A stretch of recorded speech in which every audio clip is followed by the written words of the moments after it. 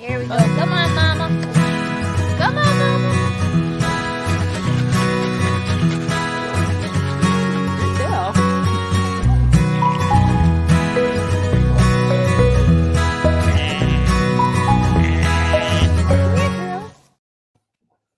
Hello and welcome to Sheep Chats. We're so glad you're here. Welcome, welcome, welcome. My name is Brittany Sweeney. I'm the Livestock Conservancy's communications manager, and I could not be more excited to welcome you to Sheep Chats. Yay! It's February. Everyone is as excited as I am. I love sheep. They're so cute. If you couldn't tell, they're the best. You had to. I did. I couldn't help myself. I've been trying to come up with sheep puns all day, like just waiting for this. So I'm not going to apologize for it. In fact, it's a sheer joy to be able to Sandra today. Sandra, do you want to introduce yourself?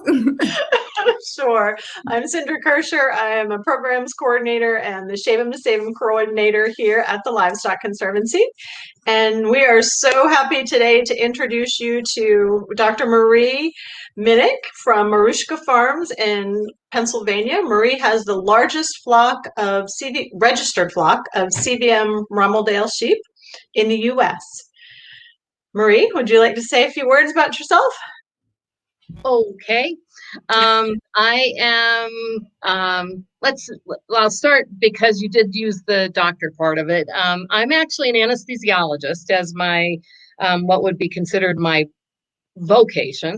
I consider myself a half-time anesthesiologist and a full-time shepherd because I do now only work half-time as an anesthesiologist. My work schedule is 4 weeks on, 4 weeks off. So I'm able to actually farm pretty easily because the way our flock year goes, most of the heavy work can be done in the 4 weeks that I'm not scheduled to work at the hospital. I have been raising sheep since 2009.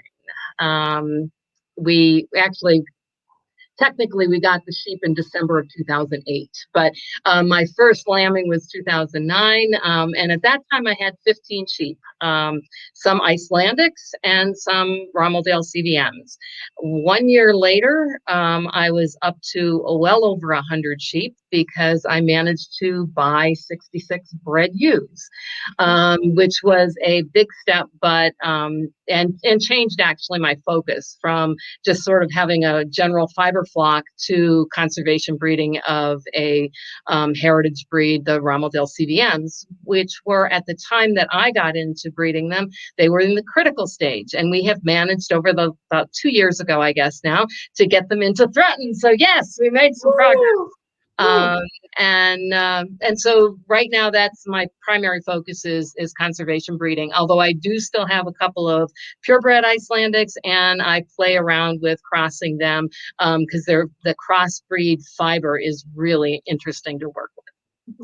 So one of the things that Marie has not mentioned, and I neglected to mention, is Marie has been a board member for quite some time of the Livestock Conservancy.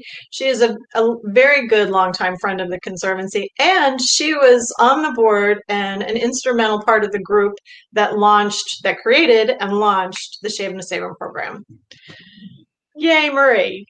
I know you've got big fans out there. I've been involved with the Conservancy since I started raising sheep, but I was on the board for 6 years, and I think I was probably it was probably the second year or so that I was on the board that myself and a couple of the other shepherds thought that the Conservancy should try to support sheep farmers for their fiber farming as well as for their meat farming, because I think most of the things before that had really been around saving most of the breeds for their meat. And so, the Conservancy, as many people will remember, did an eat 'em to save 'em, back in, I guess it was the early 2000s, 2008, 9, something like that.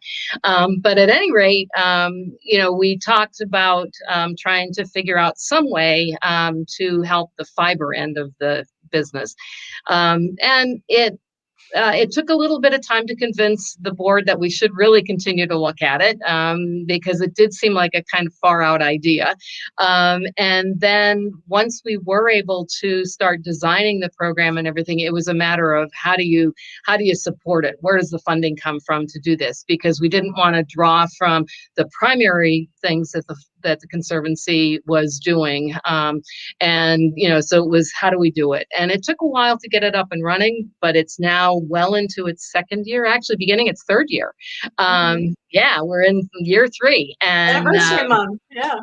And yep, and it has been, I think, a really good program for both fiber artists and for the shepherds and other fiber providers. It has really opened up a lot of people's eyes to just what's out there with these heritage breeds in terms of the wool that's available.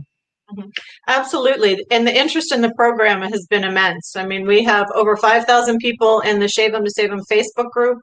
We have about 2,100 fiber artists who have joined the program over the last 2 years, and up to, I think, almost 1,000 fiber providers have joined since the inception. So people are definitely finding the program, taking advantage of the program, and enjoying the program. Well, and actually, I think it has been especially useful this past year for fiber providers, because the whole fiber market was sort of upended with COVID-19. Much of the ways that people, that raise these types of animals make their money in terms of off their fiber is to go to fiber shows, and everything was canceled. But having the support of a program like this, where people were constantly, looking for the fiber and not knowing they couldn't wait for a show, we're contacting people online, and I think it saved an awful lot of people from not having any sales at all. So yeah. So let's talk about Romeldale CVMs a little bit. Tell us a little bit about why you love them. Oh, let me count away. Because as you said, they weren't your first breed, right? Well, it's interesting because I had a long-term interest in fiber. I've been doing things with fiber since I was a small child, and I have a little bit of a farming background in that. I was born in a family that had both dairy cattle and orchards, but I was more familiar with orchards, so I didn't have any livestock experience. But as I got a little bit older and decided I was going to think about doing some farming, I decided fiber would be the way to go. And I actually started looking at a lot of different sheep. I had originally looked at alpacas and decided that was not for me. I settled on 3 breeds after having purchased something like 45 fleeces of 15 or 20 different breeds. And I decided I liked the Romeldale-CVMs, which actually a friend of mine had gotten my first fleece. So I didn't even know that they existed. And she gave me this fleece saying, once I really became a good spinner, I could use it, because she knew I liked making lace weight yarns. But at that point, I was just a brand new spinner. So I had a CVM fleece. And then the other 2 that I was interested in were Icelandic and Shetlands. And it just happened that a farm within about a 3-hour drive of my farm had both the Icelandics and the CVMs. And so I was able to get 2 of the 3 breeds that I was interested in and not have to worry about bio-isolation. So it seemed like a great plan. I thought I had done lots of research, and because I didn't at the time have any livestock experience, I was looking for breeds that were known to be hardy, sturdy, and all this kind of stuff. And actually looked at the Livestock Conservancy's website for a lot of this information, and they said about the Romeldale-CVM that they were a medium breed, they were docile, they were known for easy lambing, commonly twinning, excellent mothering, all of this kind of stuff. And they noted that they were an easy breed. to raise, so that for inexperienced shepherds, basically. And Icelandic, all of the information that was online, which of course I realized afterwards, came from the Icelandic breeders, most of whom were from Iceland or Canada, would indicate that they were a fantastic breed as well. And indeed, they are a great breed. However, not in central Pennsylvania. At least so I ended up getting those two breeds. I fell in love with the fiber of the Romeldales. You know, I mean, once you play with it, I mean, there is like nothing that compares in my view. If you're looking for a fine wool. Okay, and we can talk about a lot of different types of wools, but this is going to be, if you want something that's next to skin soft that you can play with, it's got incredible bounce, all of that kind of stuff. And honestly, I could spin this lace weight before I could spin things like Romney, even as a coarser yarn, a heavier yarn. It is like butter to deal with. It is just fantastic. So I fell in love with the fiber. Okay. Icelandic, I fell in love in terms of the fiber because it taught me not to overspin. It's the type of wool that if you overspin it, it's very harsh and rope-like because of the strength of it. But if you do it so that it's not overspun, it's just this airy, fluffy, fantastic stuff. So get the two breeds, and I go through one lambing season. Both sheep did exactly like they were supposed to do in terms of good mothering, easy lambing, all of that kind of stuff. And then the summer hit. Yeah. Parasites hit. Even though the pastures had never been used as pastures, or hadn't been used for probably 10 years as pastures, sheep come with parasites. You don't get them with it parasite free, no matter what. Okay. And the Icelandics were a problem for me. Because at that time, most of the sheep in the US had not been heavily selected for resilience and resistance to parasites. And I had more than one mother and several lambs die. And when I walked one literally to her death, because the Icelandics do not flock well. So a beginning shepherd, they're not probably a great breed for, because all they do is try to get away from you. And she was so intent on getting away from me, but was so sick that she fell in her tracks in front of me and within a minute or two died. And I was just about ready to give up on shepherding until luckily my vet is a fantastic vet, and she talked me through some of this. And she said, but look at your other sheep. They're doing great. And they did. I mean, we had no problems with the Romeldale CVMs. They were fantastic. Okay. And so I thought, okay, I can probably do this. I'll just concentrate on them. So my intent at that time in this first year was to concentrate on the Romeldales, because they just were a really nice sheep. And that fall, one of the previous breeders of the CVMs was divesting herself of her flock. And she was hoping to find someone that could take on the whole flock, because she had worked for 20 years trying to bring the genes together. And she knew that just based on all of the information in terms of conservation breeding, if you start splitting them into smaller and smaller flocks, you're more likely to lose genetics. I guess if you think about the ideal way, it's have, a big, large flock, and then lots of satellite flocks out there that contain all of those genes, so that you can put together the flock again if you need to, the large one, but the large one can provide genetics for a lot of other breeders. So, and I happen to be, my husband and I happen to have the only farm that was large enough to absorb 66 bred ewes. And so with 1 year of lambing experience and not a great first summer, I take on 66 bred ewes who were scheduled for, or had been bred for lambing between the end of January through March, and then I had bred for March through April. Oh, so I was lambing from January to April, and it was an interesting year. But what it proved to me was how good these sheep are, because you have an inexperienced shepherdess dealing with a huge influx of sheep. And I mean, we had, I don't know, 3 or 4 sets of triplets that year. We had just tons of lambs, and I had only 3 or 4 that ended up getting culled. 1 or 2 ended up being true bottle lambs.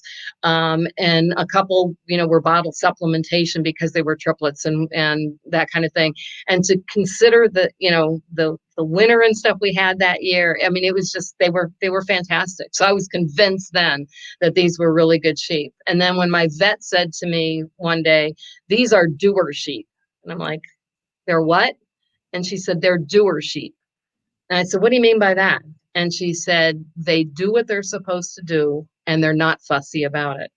Mm. And that to her was important because most fiber sheep that she had been exposed to before did not have that as a characteristic. She would not refer to them as doer sheep. So that's amazing. And so that's why I'm convinced that these are great sheep. Now, so they've been great in Pennsylvania, and of course, the CVM was discovered or turned up within the Romeldale breed in California, thus the name Right. California variegated mutant. Where do you think that they're an appropriate breed across all geographical areas in the U.S. or? I can tell you they seem to have adapted quite well to most areas that I'm aware of. West Coast clearly has lots of them. There's some in Idaho and Montana. I have sheep from my flock that have gone all the way as far north as very northern Maine, all the way south to Atlanta. I don't have any in Florida, but all the way down to Atlanta, Georgia. Bunches of them in Tennessee. They do very well in the Midwest. So it seems like they can adapt to just about everything. I don't know how well they would do in, as I say, the real deep South, especially the deep humid South. Because I don't think they would they wouldn't especially like it. I can tell you, I don't know whether it would affect their fiber or not. As I say, the breeder that is in Atlanta seems to be very pleased with the fiber that she's getting off of the sheep. She's now probably into her 3rd or 4th year, so it's not like it's the first year. She's had a fair amount of experience, and she's continuing to increase her flock size. So it seems that they're pretty adaptable. Nice. Let's talk. You mentioned that they're next to skin soft, that their fiber is really bouncy next to skin, good for babies' clothes, good for sweaters, good for blankets, that kind of thing. Can you give us, for the fiber artists that might be watching, some info about staple length, micron count, all that? Yep. One of the things, and this is going to get in, I need to sort of talk about the origin of the breed, and we had sort of touched on it, and then I forgot about it. Well, I need to, just because of the staple length variation, because the staple length we talk about in terms of the breed standard is somewhere between 3 and 6 inches in a year. And that's a very broad range for most sheep. But that likely is because of their origin. The breed was developed in the early 1900s by a Romeldale breeder in California, who had a very, very large flock of Rombelais and had been working for years trying to increase their fiber length and the consistency of their fiber because he sold a lot of his wool to Pendleton Mills. In, I believe it was 1915, there was the Pan-Pacific exhibition in San Francisco, and a New Zealand farmer brought over 6 New Zealand Marsh Romney rams. And the New Zealand Marsh Romney ram was known, or the Romney breed was known for a longer staple, finer than the average Romney. So it was a bit finer fiber. And when the Romeldale breeder saw this, he thought, this might just work. And so he bought those 6 rams and used them on his Romeldale ewes that year. And the the initial cross got what he was looking for. Increased the carcass size for his meat market, and it increased the length on average of the fiber, and changed the characteristic a little bit, but kept the nice crimp and all that kind of stuff. So he kept working with that, and because all of his focus was for mill yarn, or mill fiber, he was interested in white sheep. So these were white sheep, and over the period of time from the teens into the 40s, he did a lot of work, and then they started getting a lot of these. He, at that point, around that time, named them the Romeldales, and then they started spreading up and down the West Coast, basically. And some of the large flocks, all of the wool clip would be sold to Pendleton Mills. I mean, just they didn't even, doubt it at all. And then in the late 60s, 1970, 69, 70, the first of the colored sheep were born. And that is not a good thing, to be born with colored fiber into a white flock for the sheep. This is what we call contamination, as far as a wool mill is concerned, and will decrease the price of the wool by about 90%. Not 9%, not even 10%, but 90%. And so that, but luckily, the one gentleman that had that happen realized that there were hand spinners in California that would love this fiber and love the color. And so he actually took them out of the main flock and took them to his home farm and started raising them there. So Glenn Eidman was absolutely central to the development of the CVM part of the Romeldale breed. And because the fleeces are variegated, the ones that are the CVM pattern can have multiple shades of gray, from silver all the way through to a deep blue gray. They can have rose tone grays. I mean, there's all sorts of grays. And then they can also do the same in the browns or Moritz. And then some of them are fairly solid colored, which we call natural color Romeldales, and then we still have white ones, so we have white Romeldale, and that allows for a huge palette for fiber artists. So you have staple length that's really nice for hand spinners to deal with, anywhere from 3 to 6 inches. You have very, very nice crimp, so that it truly is an incredibly bouncy, it develops very bouncy yarn. And if you're doing lace work with it, and you live in a humid area, you're going to be blocking your stuff a lot, because every time it gets moist from the humidity, it's going to get its crimp all back, and then you get to block it out again so you can see your little lacy stuff. Let me tell you how I know this. But at any rate, it's fantastic for fiber artists, just because of those multiple shades. I've had people buy fleeces from me with the highly variegated ones, where they might develop 5 or 6 shades of yarn out of a single fleece and be able to do a natural color work garment out of a single fleece. They're just fantastic. Can we take a minute and show some of your pictures, Marie, your yarn on the gate, and Yep. And maybe work our way up to the skirting photo and video? Here's the yarn. It's just lovely. Yep, and this was done by Green Mountain Spinnery up in Vermont, and they do an incredibly nice job. And there is a woolen spun. So for those people who are used to the talk around fiber spinning, it is a true woolen. And when it gets washed the first time, you will see the most incredible bloom. So the yarn comes looking fairly thin and not very remarkable until you actually do its first wash, and then it just is fantastic. Then this is the shawl that you made? Yes.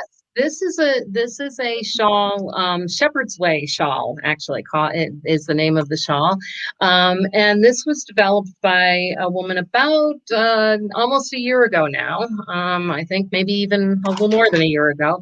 And It requires 3 different shades of the of yarn, so it can be done in 3 shades of browns. This happens to be our morat shades, which is a very, very light morat, the medium morat, and the darker brown. And then or it can be done in grays or combinations of the browns and grays. And it's a really neat shawl. It has just enough interest to keep even an experienced knitter enjoying it, but it's simple enough for a relative beginner to do. And what's, to me, kind of an interesting construct is that most of the actual patterning is done on the wrong side row work, which is unusual for knitting, but it's a fantastic little shawl. And this is something that I do a kit with. And if anybody is interested in looking at doing that, it also serves as a way for me to give back to the Livestock Conservancy. I give 15% of all of the proceeds for that shawl back to the Livestock Conservancy. And people can find that kit on your website? Actually, the easiest way, they can find it on the website, but the easiest way is to email me at info@marushkafarms.com, because that way we can actually talk about what shades you might want to order, and I can develop a personal kit for you as opposed to just a kind of generic one. That's really cool that you put together like a very personalized one for people. That's awesome. And thank you for the donation from the sale of those kits, Marie. That's very generous. We definitely appreciate it.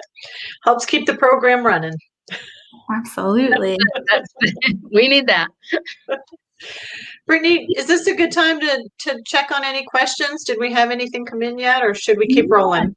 We can do a break and get to people's shout outs. We have a lot of people chatting, which is great. Jean says, hello, Jean. Thanks for tuning in today. We're so glad you're here. Liddy says, hi, sheep people. Hi, Liddy. Thanks for tuning in. Hi, Liddy. Yeah. Melanie says, hi. Hi, Melanie. Thanks for tuning in. I like your dog picture. It's real cute. Betty says, excellent sheep. Thanks for tuning in today, buddy. We think so too, but yeah. biased. I'm just a bit biased. Slightly. Let's see. Amy says hello. She raises tuna sheep. Thanks for tuning in today, Amy. We also love They tuna. have some fantastic fiber. That's awesome. I'll tell you, I've been experiencing a lot of it. I love it. Jay says, hi all, cool discussion. Raising a few breeds, including Shetland and Black Welsh Mountain sheep. Looking at St. Croix. He's located in Southeast Michigan. Thanks for tuning in today, Jay, and raising so many awesome sheep. Yeah. So let's pause here quick. Since Jay is looking at St. Croix, he's obviously interested in the meat aspect as well. Can we talk a little bit about quality of meat? How, we talked briefly before the chat started about lamb versus mutton and all that kind of good stuff. Yeah. This, as most people are aware, the Romeldale-CVM are known as a dual purpose breed. So they clearly are meant to be raised for meat, and just happen to also have really nice fiber. I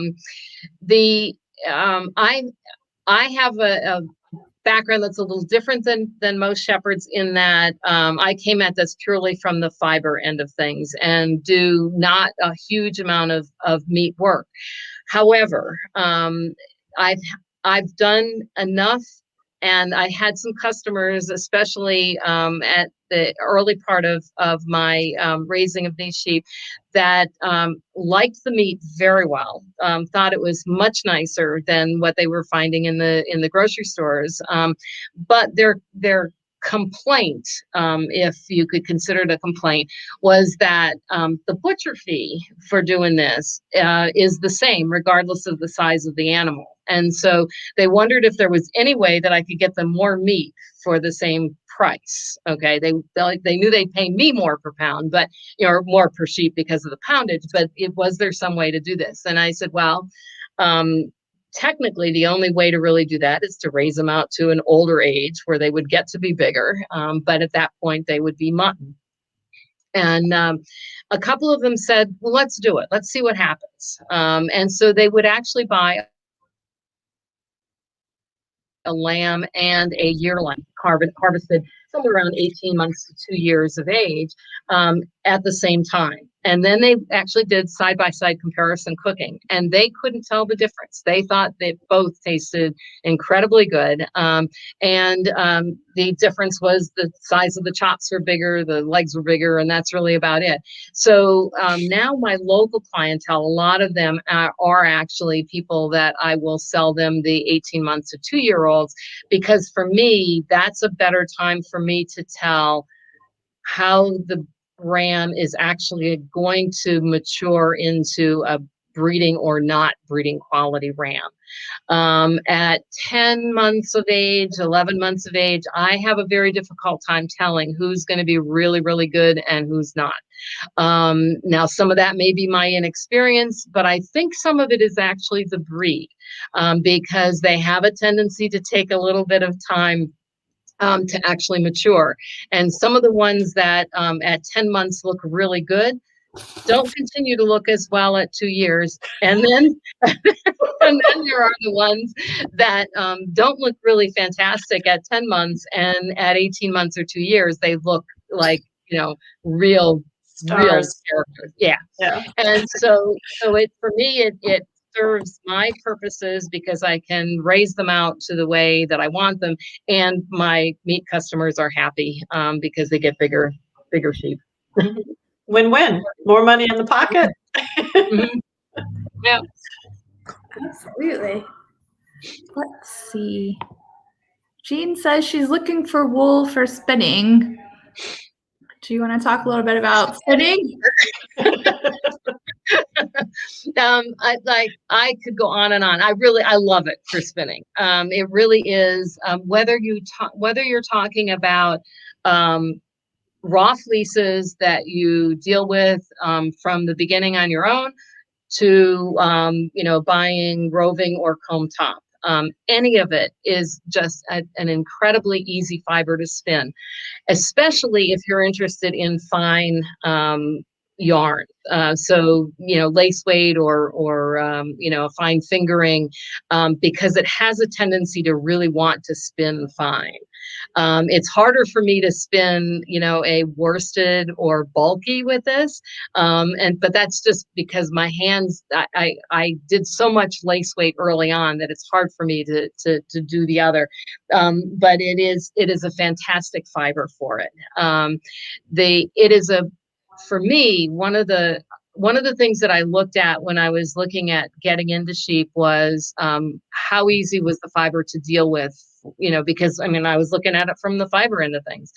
And I looked at merinos. I had merino fleeces, I had Romeldale fleeces, I had a whole bunch of fine fleeces, and I found them difficult to wash clean when I scoured them. And some of that may have been my inexperience at the time.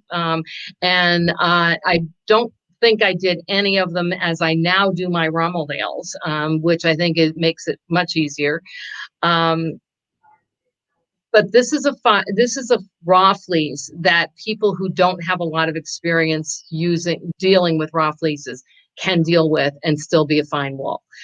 What I do, and I don't, okay. So this fleece is somewhat of an example. This is not one of the variegated fleeces, the classic variegated. This is more one of our really highly speckled spotted fleeces. But you can see that there's a range of color in it. This section here is her previous fleece that had been washed versus an unwashed one. So you can see there's a change in color. She loses some of this brown because that's the suins and stuff that's in it. And it becomes a bit more of the blue-gray that we like, at least that I like. And then I just do simple things like flip carding it, and then you end up with this beautiful stuff that is just incredible to spin. All right. And the way I wash these is I take And actually, Cinder, your fleece, this is what I would do with yours. If we were talking about ahead of time, she has a fleece that's pretty dirty. Gorgeous. And now that's a more classic variegated fleece, where you've got the real shades everywhere, and you can separate them out into big hunks, so you can make different color yarns and stuff if you want to. But what I would do with that is take it into sections, and if you're going to separate it out early on to do separate colors, go ahead and do that before you ever wash it. And then take it in room temperature water and soak it for 24 to 48 hours.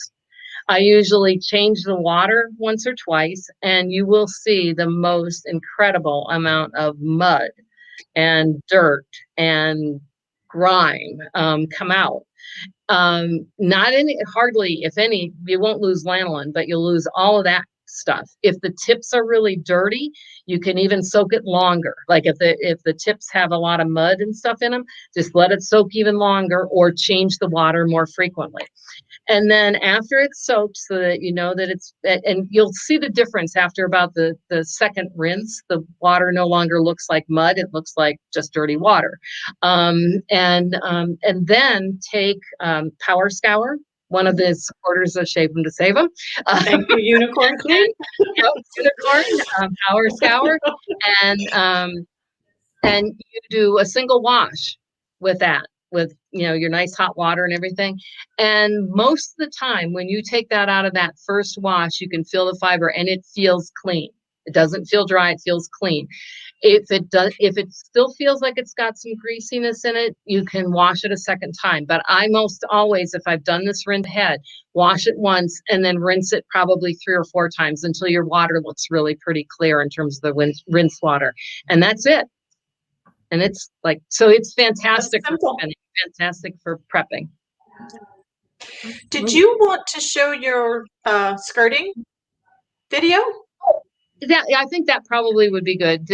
And I don't know that we'll want to watch the whole thing. It'll kind of depend, because it's I think probably 9 or so minutes long. But what it demonstrates is how I go about skirting the fleeces that come off my sheep. And I should start with the fact that I do coated sheep. So I use very lightweight nylon coats that keep the main part of the fleece clean, relatively clean, in terms of vegetable matter and things like that. So I'm going to start with a relatively clean fleece. And the way that I do my shearing is, or have the shearer does the shearing, obviously. You don't want me to shear it.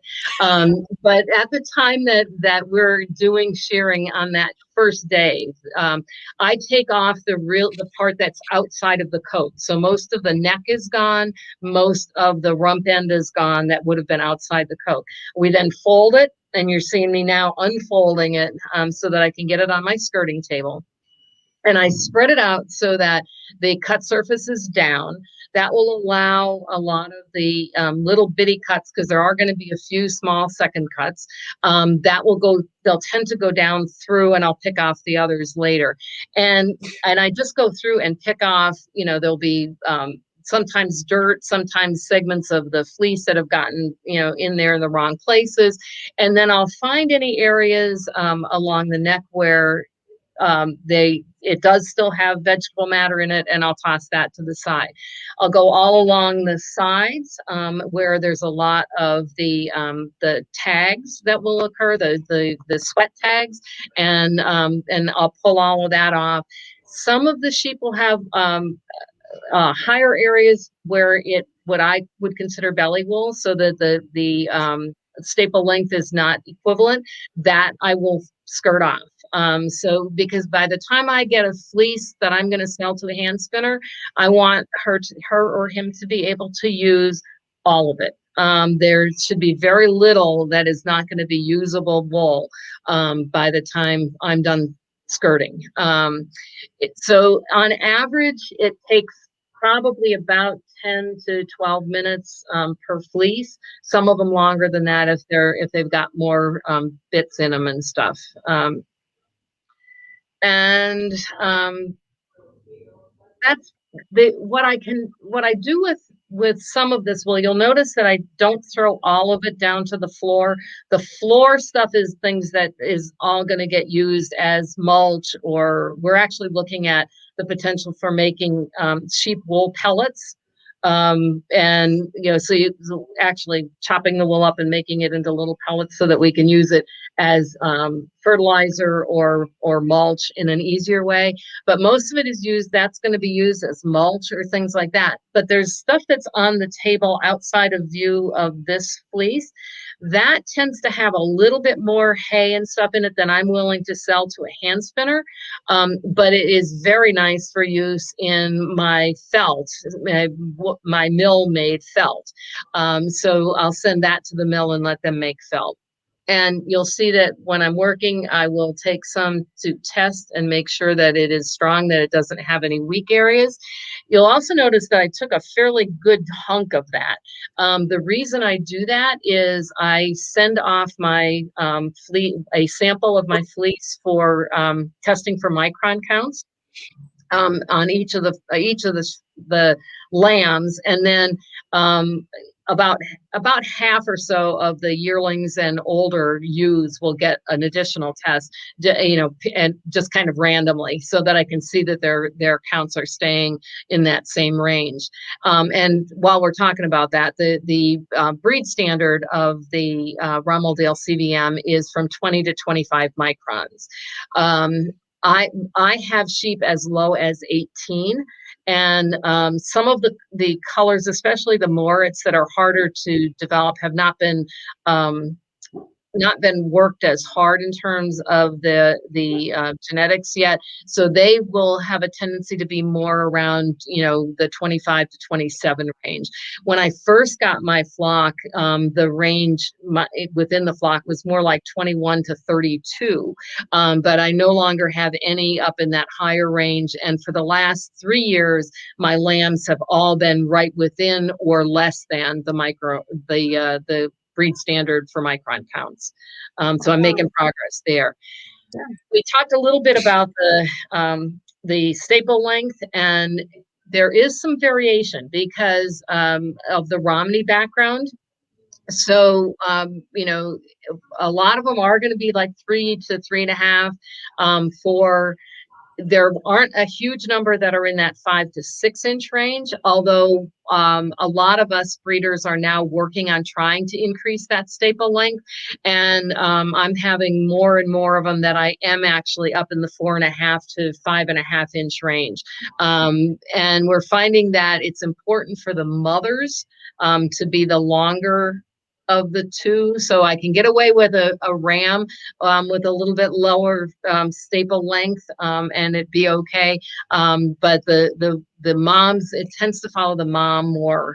So if I can get a long mom and a long dad, then the lambs are really, really long.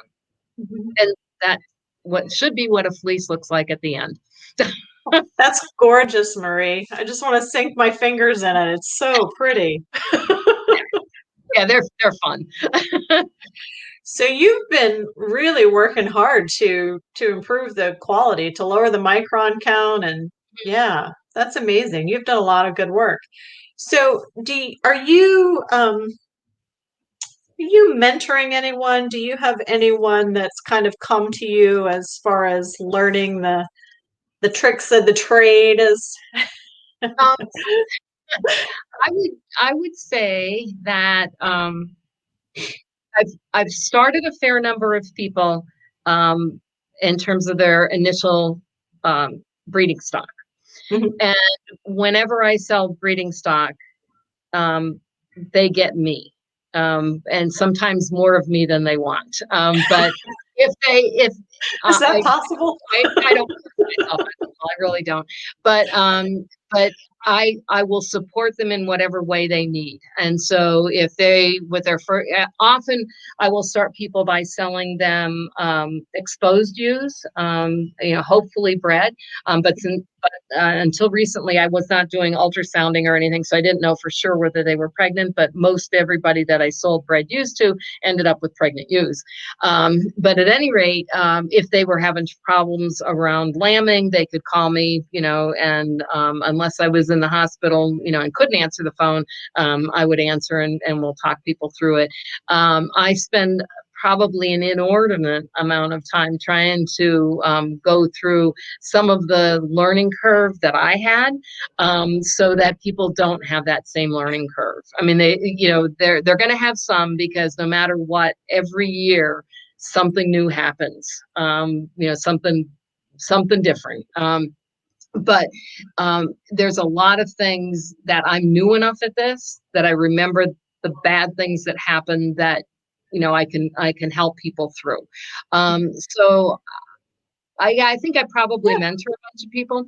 And I think that the thing that is what we as the NRCC, the National Romeldale-CVM Conservancy, has really tried to do is work together as breeders. And that is so critical, because, if we can get people started with good stock early on and keep the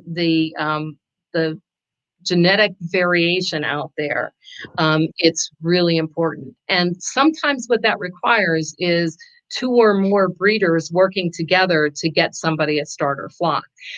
I usually can come up with enough sheep to get people a starter flock, but not always. And a lot of other breeders who don't have as many sheep as me might not have a ram, but they might have the 3 or 4 ewes that a breeder would need. And so for us to work together, and we commonly do that, I think is the way to go. And there's several of us that are extremely close, and work together, sometimes geographically and sometimes just because we're friends. But it helps a lot that we have such a supportive group. I sort of, some people will be aware, not everybody, but those who have been familiar with the Romeldale CVMs will be aware that there are actually 2 associations. And that was because, like many of the rare breeds or heritage breeds that we have experience with in the Livestock Conservancy, there is politics, there is personality issues, and often there are 2 or more breed associations with lots of the species and lots of the different breeds. And that happened in this particular breed in the probably mid 2000, I think it was like 2005 or 6, something like that, when there was a philosophical difference. And that's really what it came down to, is whether or not there was enough genetic diversity within all the sheep that could go directly back to the Sexton Eidman flocks, versus needing to bring in other breeds to increase the genetic variation. And the NRCC actually believes, at the time the people that split off, it was before I got involved, but at the time the split occurred, they felt that there was enough ram lines and enough ewe lines that we did not need to bring in other breeds. And so all of our sheep go back to the Sexton Eidman flock. The other group of breeders decided that no, there needed to be some way of bringing them in and bringing other breeds in as needed. And, so they kind of separated off. It turns out that many of the sheep in the other association can trace back to the Sexton Eidman flocks. And those who can't, they have identified them through, I believe it's either 5 generations. So that, by the time, you're looking at them, and for all intents and purposes, they look like Romeldale CVMs, because they are, but it's a different organization. And so now what I would love to see happen over the next years is to see more interaction between the 2 organizations, so that we can help each other in whatever way we can. Because the more we can work together, the more sheep actually do well, which is where I really want to go. That is the key. Oftentimes the animals are not so much the issue, it's the politics and people. Oh yeah. Yeah. Yeah. Well, I hope that you can achieve that. That would be wonderful to see the two groups working together. We always try to encourage that, and the Livestock Conservancy is always here to help facilitate that in any way that breed associations or breeding groups need. So, Yep. yeah, cool. Brittany, any other questions or comments out there to share? We do. Let's see. Jeanette did a shout out and says her dog loves his CVM belts and dog coats. Yes, that's some fantastic coats. My little old girl likes hers too. If anybody, Heather Loomis, Belayer's Orchards, you got to look at her felted coats. They're fantastic. They are very cute. Love it. Wanda says, hello, everyone. Hi, Wanda. Thanks for tuning in today. She says she's loving the sheep talk. And of course, her hog islands are more people than sheep. They have lots of personality. I always am saying, you know, my girls, and I mean, like, yeah, they're sheep are really interesting, a very interesting species, and much smarter than people give them credit for, and they are fantastic individuals. And if you watch them, they are a community. And you can see them work together as a community, and families will hang together. I mean, it's really interesting to watch them. If you just spend a little bit of time, they're really cool creatures. That's awesome. Very true.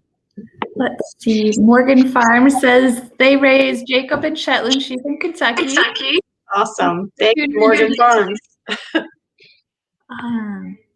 Julia wants to know, what do you look for in a breeding ram versus a non-breeding ram? Good question. That is actually a very good question. And some of what we always want good confirmation. So, I mean, you know, and so anything that it's in the way of really good confirmation makes them non-breeding right to get from the get-go. So, you know, if they've got a bad bite, if they're, you know, if they don't have strong hocks, I mean, all of that, things that we kind of look at for just structure. Then what I'm looking at is not only good qualities, but what do I need in my flock? Or what do other breeders potentially need in their flocks? So I'm going to look at, you know, their fiber length. I'm going to look at their fiber structure. I'm going to look at size. Some people really want big rams and big ewes. Other people don't. They want them a little bit more on the moderate side. So I'm going to look at all of those things. And so when somebody comes to me for a breeding ram, and that's probably the easier way for me to think about this, because I keep lots of breeding rams, some of which will never be used on my farm. Okay. But when somebody comes to me, what I'm going to ask of them is, what are you looking for in your ram? So does scrapie genetic status matter? Does fiber length or fiber micron count matter? Does color matter? Does the general size of the ram matter? Because once I have that, and I know what pedigrees of your ewes, I can go through and look at my rams and say, okay, these 3 or 4 would probably meet your criteria. And so that's really, you know, the basic is make sure you've got good confirmation, and then look for the characteristics that you want, you know, to bring into your flock or to improve within your flock. Great question. Really? Yeah. Thank you, Julia, for that question. Mm-hmm. Let's see. Thanks for tuning in today, Vivian. She says they raise catadins. We also find that 1 to 2 year old gives us more meat and is delicious. Yeah. Hey. Thanks for that confirmation. Love it. I know, it really helps. I really felt like I was doing the wrong thing when I did it the first couple times. It's really the production grain, that's for sure. Emily wants to know, is there a color chart or photos for CVM for registration purposes, like in dairy goats? Okay, that's actually an incredibly good question. The answer is not technically a colored chart. And we at the NRCC, we just had a recent board meeting that we're talking about this because there are three color classes within the CVM Romeldale breed, or the Romeldale CVM breed. There's white Romeldales. They're pretty easy to tell. Okay. There's CVM. Yeah, I mean, and little spots are allowed in terms of the ears and along the legs, but not within the fleece. Okay.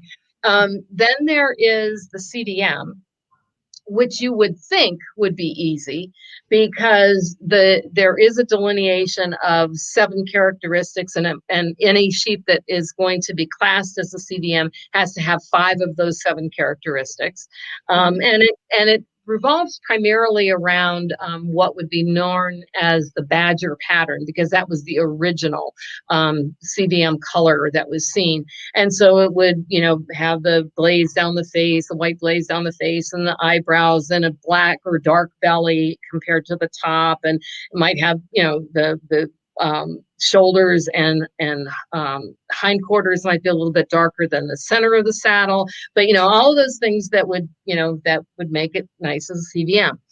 And the third class is natural color, and this is where we get into like some issues sometimes, because some of the natural colors have lots of big white spots, and they might even have some facial characteristics that would make you almost think of CVM, but they just don't quite make it. Some of them, the natural color, are solid, and those are easy. It's when you get into somebody like Babette here. She could cause some problems, and a lot of the ones. So what we have done over the last now 3 years as part of the registration process, we not only require face pictures and a side view picture, but we have the breeder tell us where they think the sheep should lie in terms of the classification. So they actually put on the registration papers, white Romeldale, natural color, or CVM. And then we have 2 board members actually review the photos that are sent in with the registration papers and decide whether or not we agree with the breeder that it's CVM or natural color. And then if we don't, we contact them and let them know why we're thinking otherwise, and if they have more information or a better picture or something that would change that. But because there's no preference within the breed, whether they're natural color, CVM, or white, it doesn't matter so much whether or not they get changed from one class to the other. And honestly, I have a fair amount of experience with this. And last year when I sent them in, there were several of them that the 2 board members and myself were going over like, I don't know what to call this one,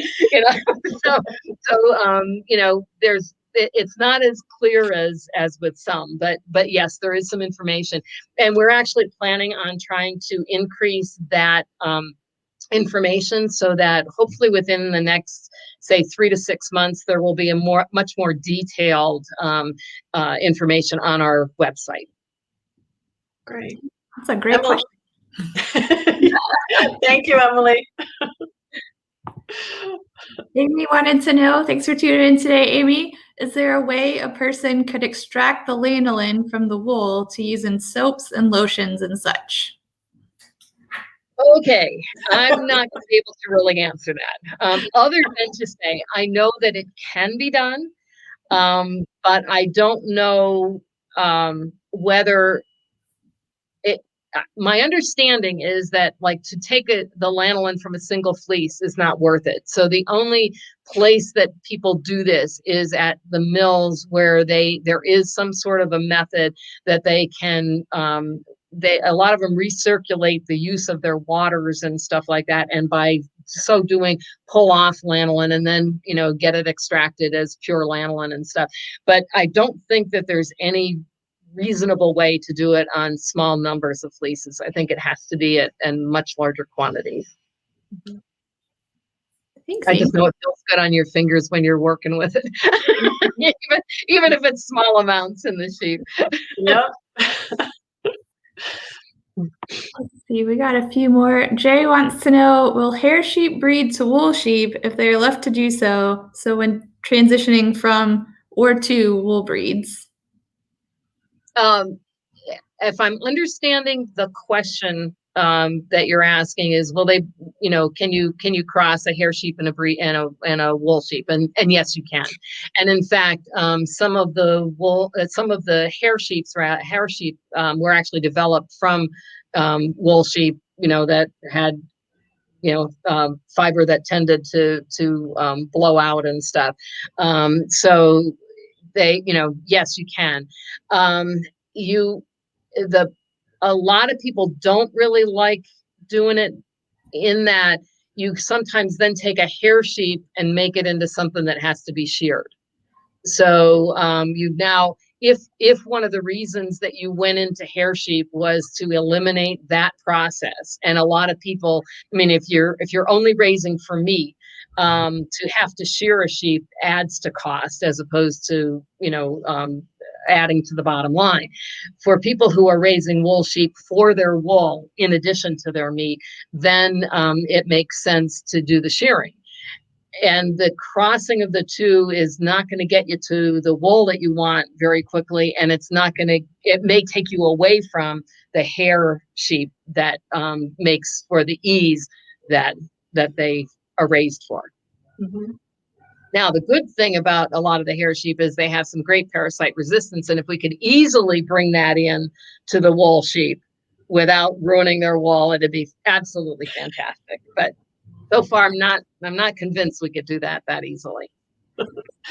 Great question, Jay. Thank you. Absolutely. Thanks. I think we've got one more in here. There's some great discussion going on the page. I'm trying to find the question. Let's see. It was about AI. Oh, there it is. From Julia, she wants to know, for some of the rarer sheep, is AI a viable option to have diversity? It is beginning to be.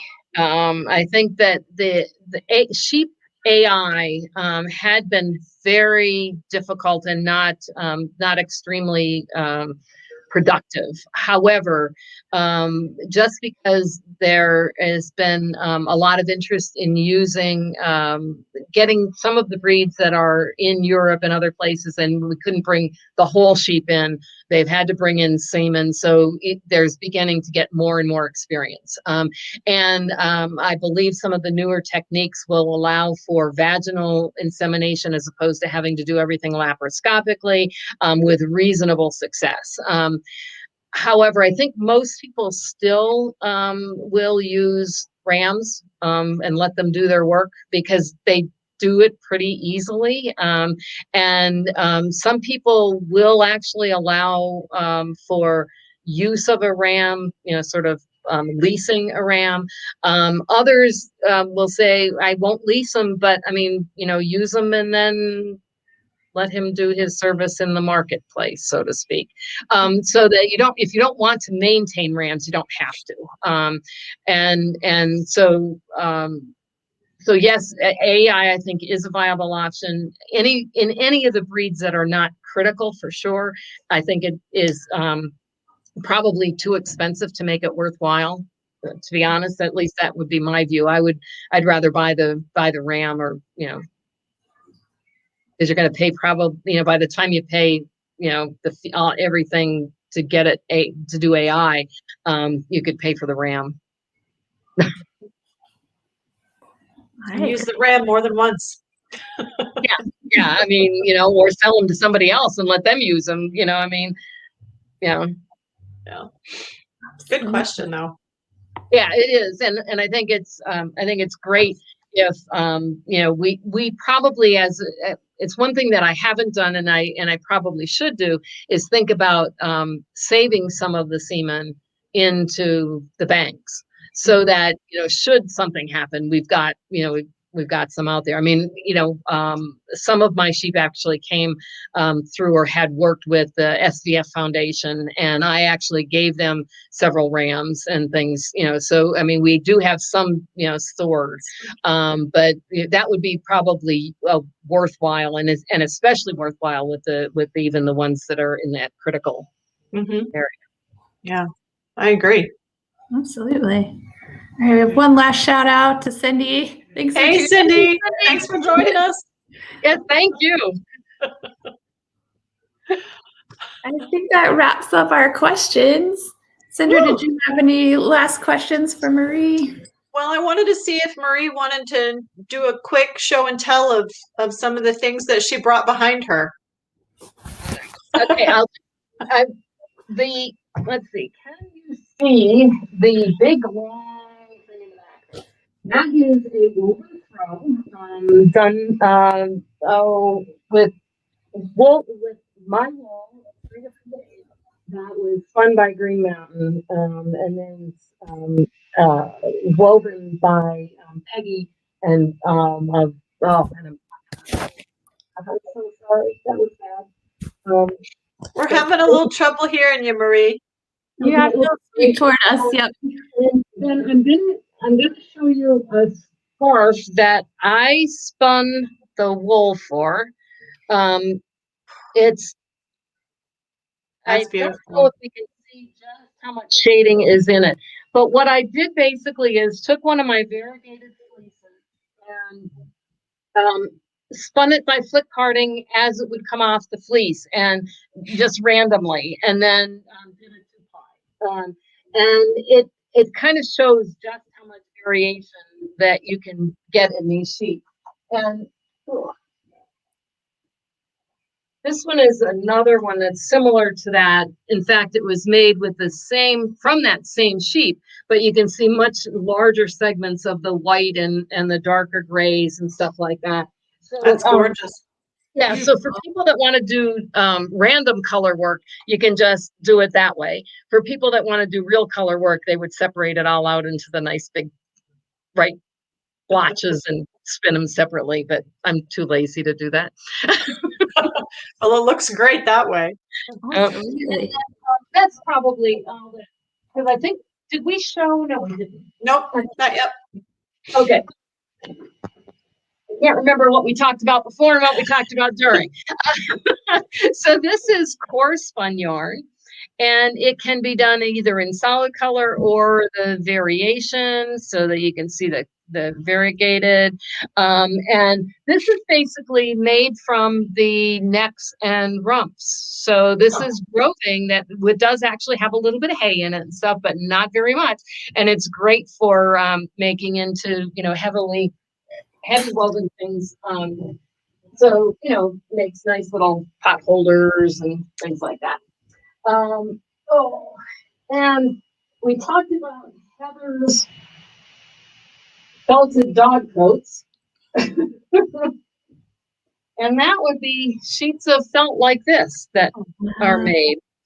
And these come in whatever color wool we can manage to get off of our sheep, which is a lot of them.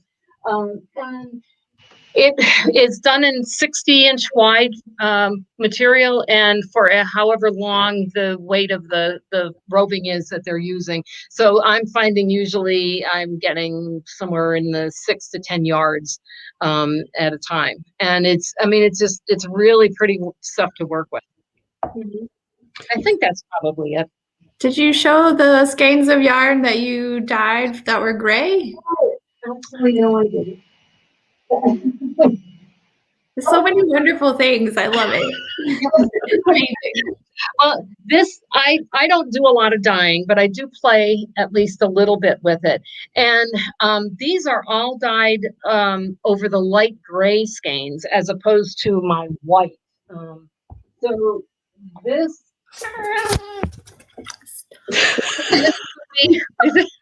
Sorry, that was the cat. Was I making that noise? You warned me about that.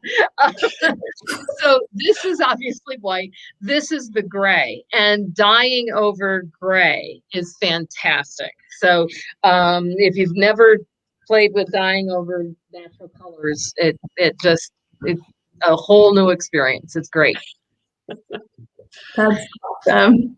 Wonderful stuff. Marie, thank you so much for joining us today. Thank you for bringing all of the wonderful things you did to show us and just sharing all of your wealth of information about these fantastic sheep. And of course, as always, thank you for all you do for the Conservancy. We are so very grateful.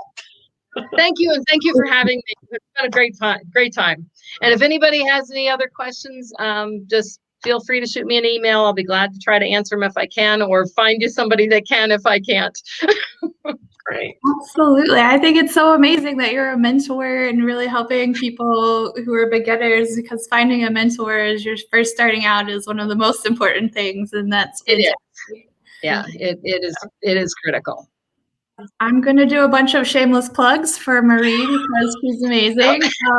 Go to her website, look at all of her fantastic things. You can find her on Facebook.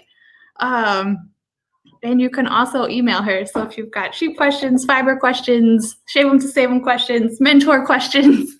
Did we actually say that you are a fiber provider in SC2 and you do have stickers for the passport? Oh, yes, we did. I don't know that we said that. I don't know.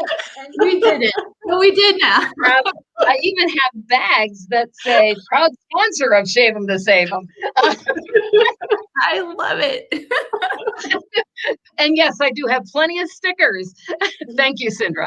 You're welcome. We're going to do some shameless plugs for us as well. So if you're not already a fiber provider or a fiber artist, you want to know more about that, go to our rarewool.org. You can find out all about the program. We'd love to hook you up. That way you can start spinning, knitting, all of the things with all this awesome rare breed wool. So please do that. Check it out if you're not there. If you're already doing it, send us the pictures of stuff you made with Marie's wool. We love to see pictures, show and tell for everyone. Also, if you're not a member of the Livestock Conservancy, please consider becoming a member. We love all of our members and supporters. You really help make programs like this chat today possible. Like, it wouldn't be possible without you. So big shout out and thank you to all of you. You're amazing. If you want to become a member and don't want to remember once a year to send us your check, become a conservation champion. It's $4 a month, and we'll just get your credit card and it'll just keep renewing, so you don't have to think about it. Yeah, it makes it easy. I always forget those things. I think that's all of our shameless plugs for right now. We love all of our supporters and all of our members and everyone who is here and making things happen. Yes, thank you. Thank you, thank you, thank you. We couldn't do without you. Thank you, everybody. She's amazing. Thanks for joining us today. Come back next week. We'll be talking with some Navajo, some weavers and shepherds from both the Navajo Nation and hopefully the Hispanic community as well. The names are to be announced shortly, but you're going to see some good stuff next week and the weeks to come the rest of the month. Yes, Absolutely. we got to cover all the types of wool that are out there, you know, in terms of the sheep breed. Yes. Marie, do you want to end with your awesome video with your lamb and sheep crossing the street? Oh, yeah. Why don't you set it up real quick, and then I'll play it, and then once it ends, we'll be gone. Yeah.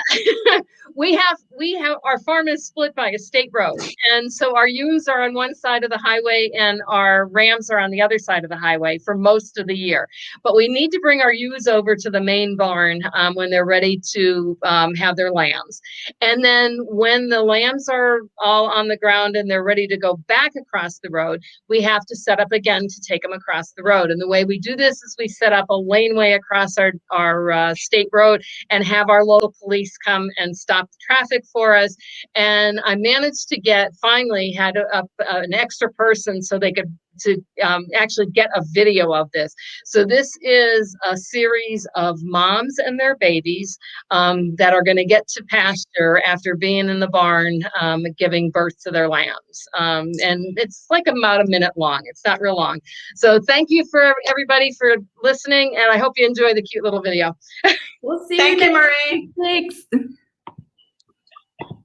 All right, hold on. Oh.